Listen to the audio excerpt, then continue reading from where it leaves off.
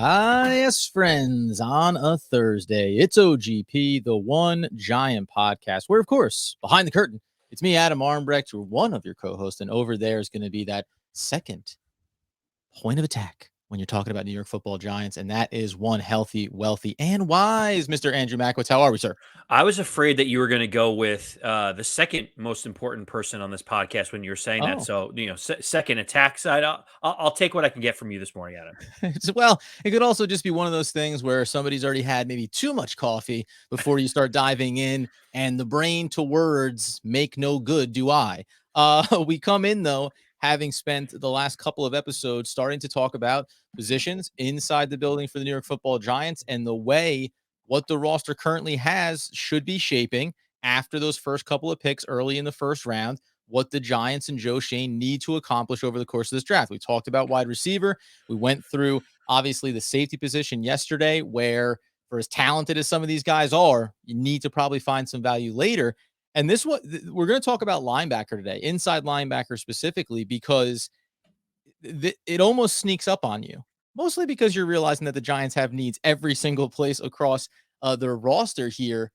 But before we're going to talk about the current guys that are on there, and it's thin, not unlike safety. There's not a lot of players on the roster right now that you feel confident about. Did you almost get surprised? I mean, dive right in with obviously Blake Martinez, with Tae Crowder, but were you surprised to almost realize, oh, that's right, we also need a handful of these? Well, it's interesting, Adam, because when we do the safety thing, we just, just like any other fan would, it's like, all right, let's load up the depth chart just to make sure if we've signed any futures or any players to the practice squad recently that maybe we missed. We saw that with the safety position when it was just like, the only ones listed are Xavier McKinney and Julian Love. You're like, okay, so that clearly is an area that we will need at least to draft one safety.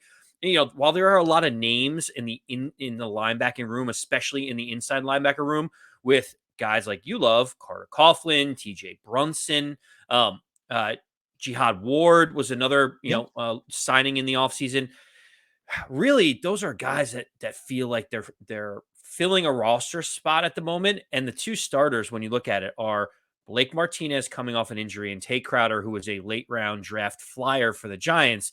When you see that's the starting position for the Giants and you realize the importance of linebackers in our new defensive coordinator, Wink Martindale scheme, it screams to me that the Giants are going to be in a position to draft a linebacker earlier than some might think. Yeah, it's funny because you think about Tae Crowder. Actually, going back to our discussion around the safeties, it's like Julian Love in a lot of ways. Like, do I think Tae Crowder has a role on this roster? Of course I do. Do I think I anticipate seeing him out there alongside Blake Martinez? Of course I do. But knowing where the Giants were coming from and where they ultimately want to go, it does feel like he's just going to be a component. He can be a contributor, but he's not going to be the future. And I think a lot of what we discuss about too, it's like, how do you set the table for what you want to accomplish in the next season, the next 2 seasons, and 3 and 4 years down the line? That's how good GMs do it. That's how great organizations do it. And we think that's the direction that the Giants are going. Couple that with Blake Martinez. We know the restructured deal. He comes back right around the same timeline as Sterling Shepard. It's kind of a feel-good vibe. And also, if we're painting the picture, it's Joe Schoen going, well, I don't see a lot in the old cupboard here. So it's almost worth it to go ahead and reduce this cost and keep a guy like Blake Martinez, who's coming back off of injury, who might not be the perfect fit inside of Wink Martindale's scheme, but at least you have the body there. And to that end, what is the way in which, when we start to look at Wink Martindale, just like we did with the safety position, we're going to get into it, the cornerbacks as well, but why does the inside linebacker and the linebacking core overall become that much more critical as Wink starts to reshape this defense? Yeah, so when you think about Martindale's system, he runs the 3-4, which inherently has more linebackers in it. Now, today we're going to probably be focusing a little bit more on the inside linebacker position. Outside linebackers, for anyone that's thinking about how the schemes work, in a 3-4 are basically like the edge rushers in a 4-3 defense. So they play back and they can drop into pass rush, but really they're there to get to the quarterback. And the 3-4 system under Martindale is a lot about confusing people with scheme. You end up having 4 guys that may not have their fingers in the ground, and that can confuse like who's going to drop back into coverage, who's going to be hitting the gaps, who's coming from the edge, who could take a slot receiver at any moment. So in Wink Martindale's system, versatility with the linebackers is almost as important as the cornerback position, which is one that everyone keeps screaming about. And when, we talked about the need for an edge rusher. We like Kayvon Thibodeau. If he's available early on, we think he paired nice with Azeez Ojulari. We have Quincy Roche, who feels like a nice complementary piece, but may not, be a full-time, every down edge rush outside linebacker type of guy. But in Wink Martindale's system, we talked about the NASCAR package, and you may say, NASCAR package, like, what does that even mean? It's basically where you can have as many as 6 linebackers on the field at once with limited secondary help. And it's just to be able to confuse the defense on third and shorts, fourth and goals, whatever it may be. If the Giants have 6 linebackers on the field, Adam, I'm not even sure if the Giants have an inside linebacker on the roster that'll be here in 12 months. Yeah, and that's the big part of it. I mean, you mentioned that idea of 6 linebackers, right? So you can include the inside and the outside in that conversation, all the way from weak to strong side linebackers. So you said it, Quincy Roche, Ward is listed behind him on the depth chart right now, but you want to get to 6: Roche, Crowder, Martinez, Ojulari. Then it's, guess what? Still O'Shane Ximenez, who's on this roster right now, along with Carter Coughlin and Brunson.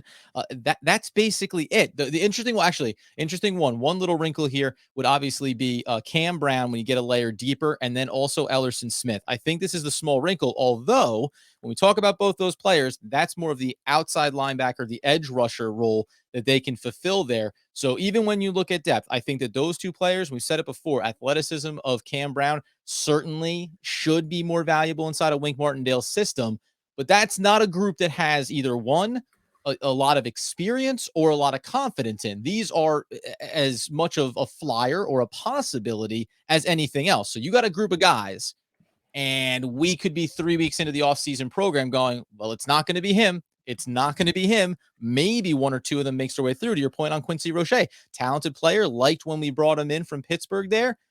Doesn't mean anything. Doesn't mean that all these guys are going to be on the opening day September roster, right? So the need is there, and it's somewhat glaring, at least at this point, when we don't have any sample sizes inside of Martindale's system, how some of these players can transform themselves. I mean, Adam, we talk about how weak the offensive line has been, and that's where Joe Schoen addressed a lot in the offseason with Glowinski and Feliciano and getting just competent bodies in the room to help us out. You look at Blake Martinez coming off of a leg injury, and you look at a 7th round pick and Tae Crowder being your 2 starting inside linebackers as of today. One could argue that setup might be the worst inside linebacking setup in all of football. Like, Sure.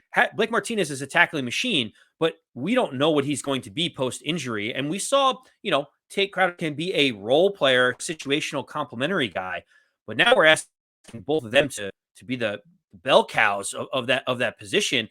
And it's so critical in Wink Martindale's system that we bring in more fresh bodies, because right now linebacker concerns me more than safety does. We talked about this before.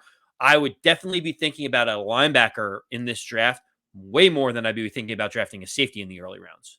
Yeah, it just looks like, and again, maybe early and then again late if you can pull it off here, because you need the bodies in the room. You need to have the confidence, and by the way, you need to have the ability to say situationally, here is package number, here's the NASCAR package, now here's the coverage package, now here's the run package. You want to be able to probably have some of these rotational pieces. If you can't get a guy that's number 1 stud starting 90% of the reps game in and game out, then you want to have players you can rotate through and still get value out of. So when we turn it over, and as we've been saying, prospects for Joe Schoen in the upcoming draft, this is probably the first time in looking at our positions here where we're going to include that trade down scenario that we've talked about. Because if at 5, we assume offensive line, it can be a Kwanu, it can be a Neal, obviously, it could be Cross, although my hierarchy has them a little bit stacked in a somewhat specific order. But then at 7, if Thibodeau isn't there, if the cornerback isn't there like Sauce Gardner, I think there's a real chance that the Giants would be open to trading down. And that's where you open up this great linebacking crew that is in this draft, specifically inside of that first round. There's 2 players in there that when you can get them in the first round is going to be the question, right? Would 15, 16, 17, 18 be too far back to still land one of them? That's the curiosity. But a guy like Nakobi Dean, he's the first one that jumps off the page. I have one that you're going to talk about in a second that's even more tantalizing. But these are players that are all around complete package linebackers, plug and play, day one starters, and are ready to take over that leadership role and become the QB of that linebacking core. Yeah, I think that that's the interesting thing. And you hear the reports coming out that Joe Schoen wants to trade out of one of these picks, 5 or 7. We've talked about it at nauseum. Like, yes, there is an opportunity for the Giants to trade back. The Giants want to trade back from what we hear. The Giants might need to trade back because they're limited in cap space. They might need to trade back so that they get an additional first round draft pick for next year, not knowing whether or not Daniel Jones is the guy. There's a lot of needs and wants and hopes and dreams that the Giants will trade out of 5 or 7, get more capital, and then it really does put these linebackers in play for the Giants. And let me just quickly say, because I think the best scenario for that, the best quote unquote, is if the Giants like all of the tackles that are on the board there, Cross, Aquano, and Neal. I don't know if they have them in a hierarchy and they, would not be comfortable taking Cross or would like to be able to trade back, whatever it may be. If when they come up at 5, all 3 tackles are still there, which is a very much a possibility with where Hamilton goes, where Thibodeau goes, and everything that happens in those first 4 picks, including Sauce Gardner. If all 3 tackles are still there, then 5 becomes a really viable trade back option for Joe Schoen because I'm only going to have pick 5, pick 6, and then at pick 7, I'm guaranteed one of these tackles. So it really comes down to, do you feel confident around all 3 of these offensive linemen? Because if you do, then that's almost the dream scenario if you're a fan that wants to see the trade down. Were they to be able to execute that? Yeah, go ahead. No, I was going to say, but Adam, it might not even need to be all 3 because if you think about it, there's rumblings now that both the Steelers and the Saints are looking to move up into the first round. They're interested in a quarterback. If you Sure, you can know, save yourself one pick knowing it's not going to be a lineman. Yeah. right, you align yourself to a trade offer with a team that you're pretty confident is targeting a quarterback, not an offensive tackle. You can kind of read between the lines there. And so by doing that, you just would need to pass Carolina or whoever Carolina would trade back to.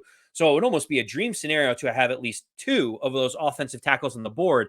Get yourself an extra first round pick, move to anywhere between 12 and 16 or 17, and be able to get more draft capital while also moving around the board and still getting the tackle that you want.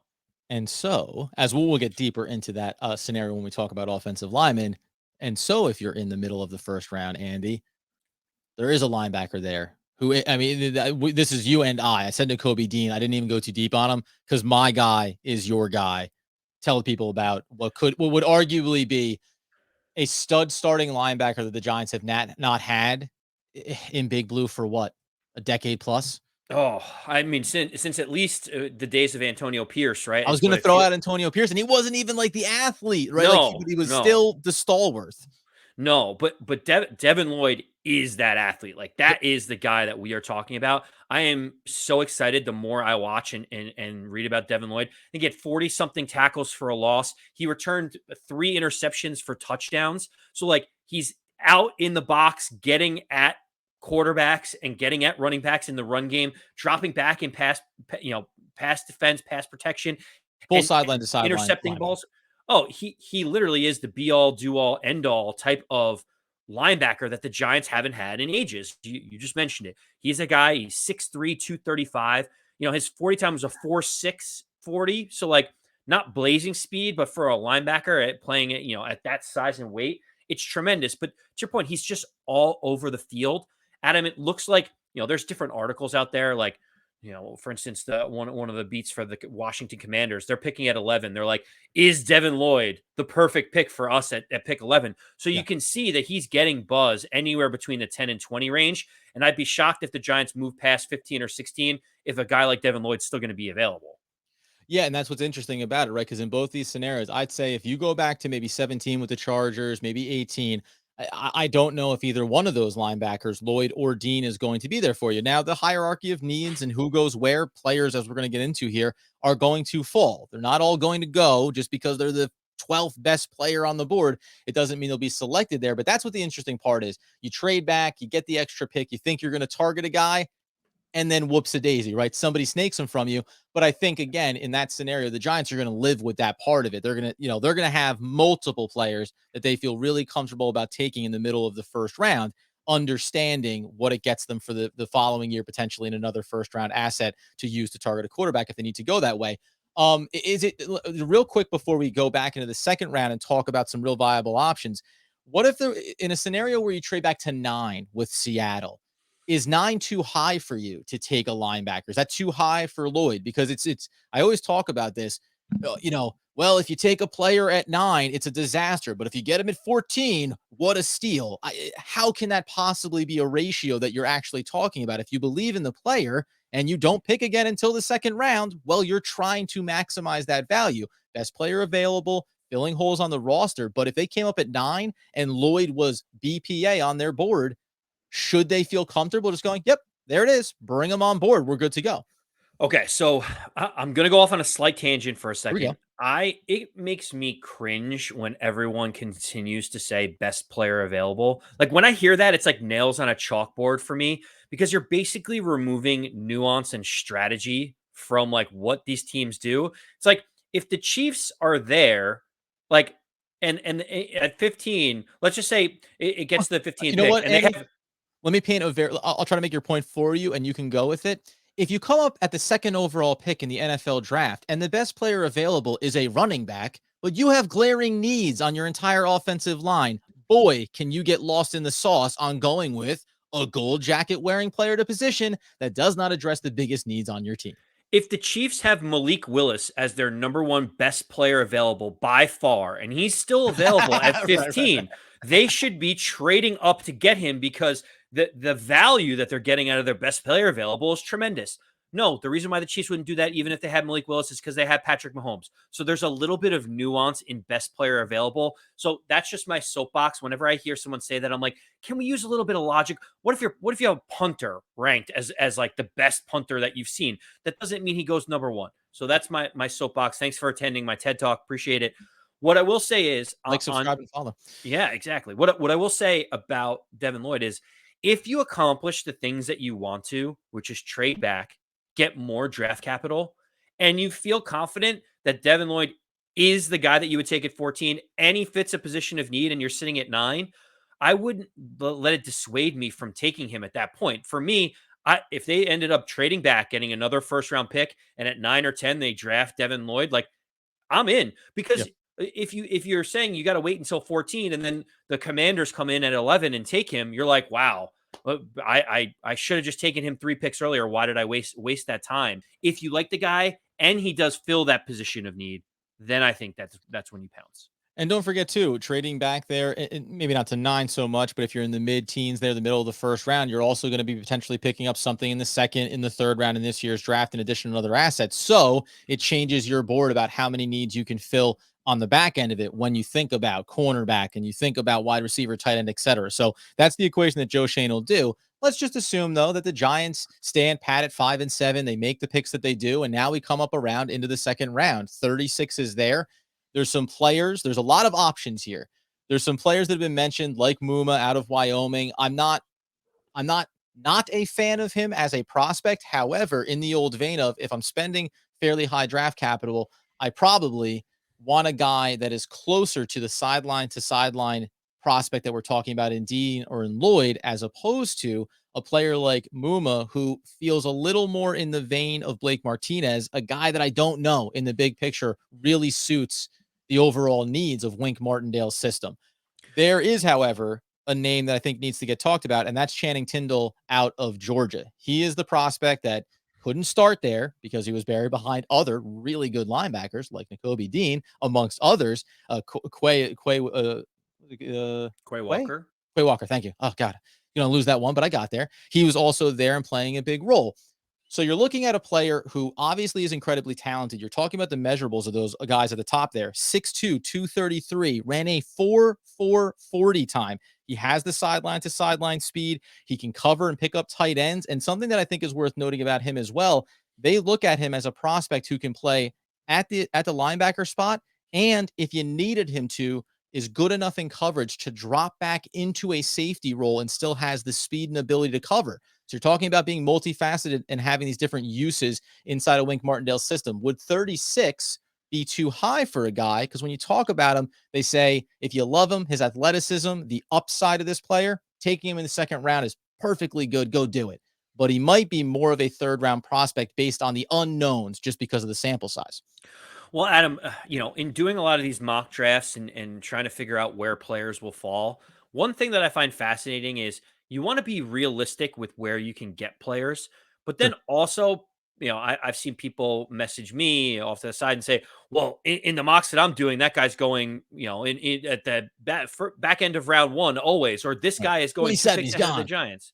And let me just put something in context. So there are, I to answer your question, 36 is not too high to draft a linebacker, especially given the positional need and the importance in Wink Martindale's system, as we mentioned before.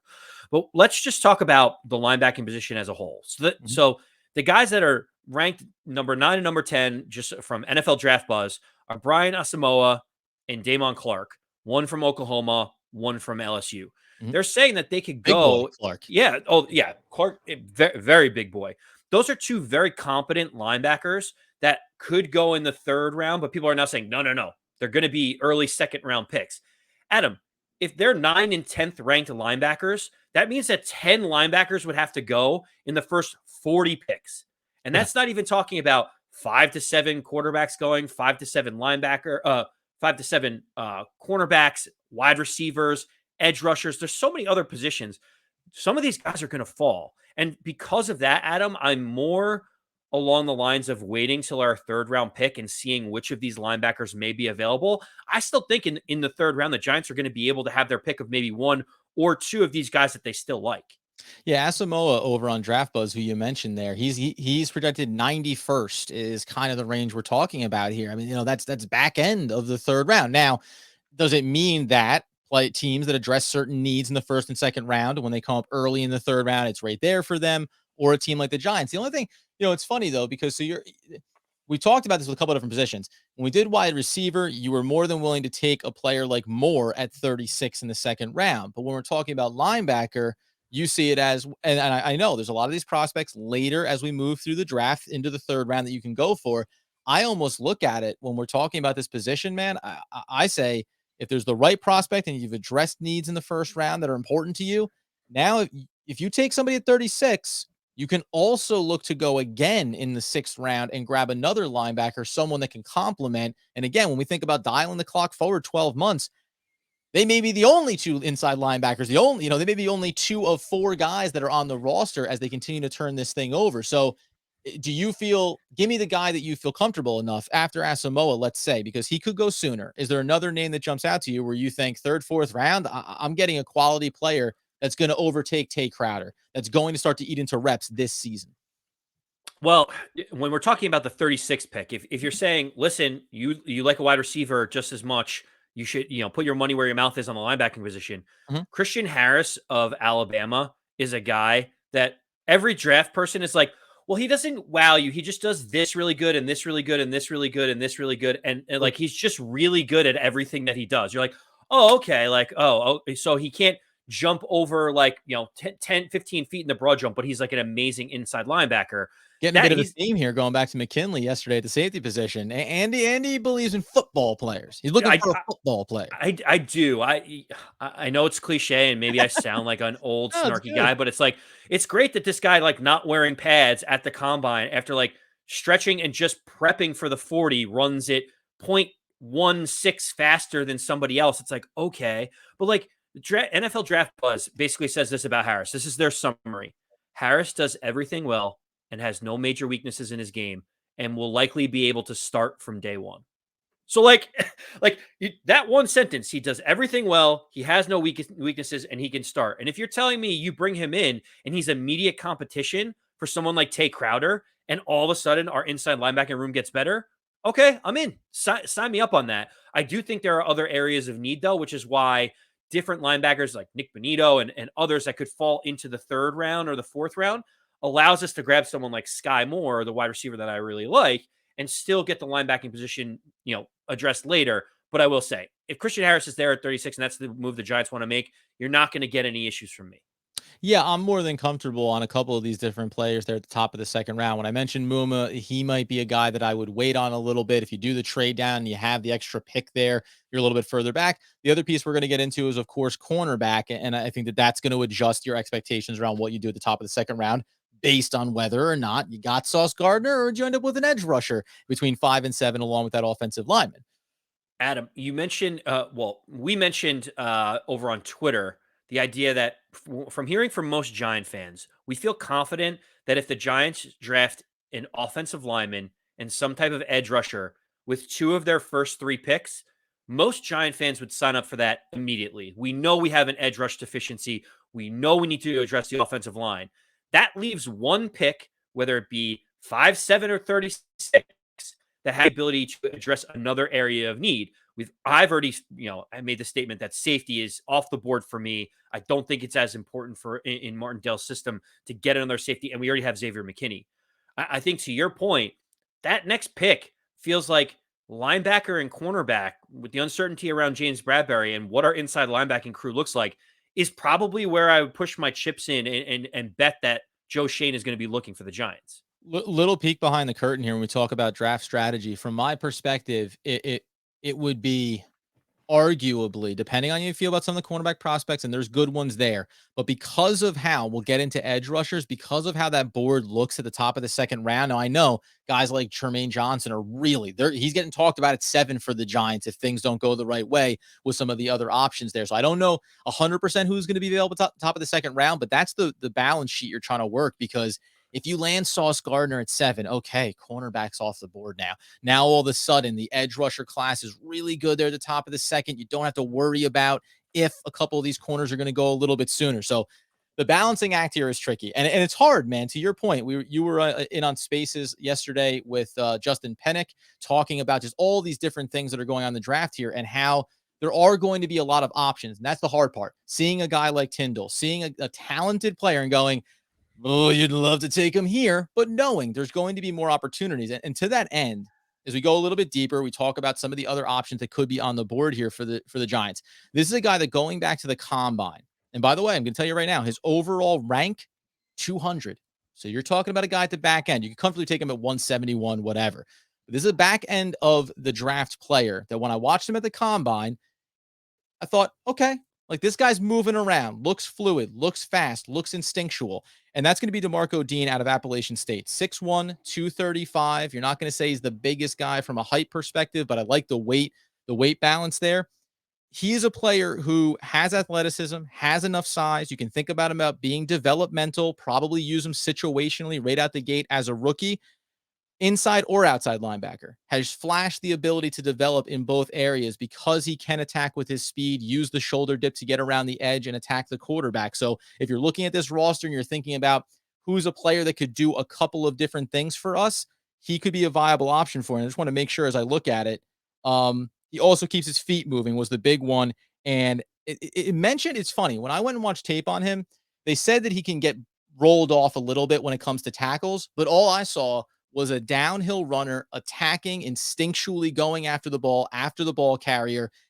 Hard hitter, man. Like this guy, he looks like a thumper. He just looks like a guy that plays a physical attacking style of defense. And when you're talking about being in the back end of the draft here, if I can take a quote flyer on a player that might instantly come in and start stealing 35% of the reps from some of the other guys on the roster, that's a win for me.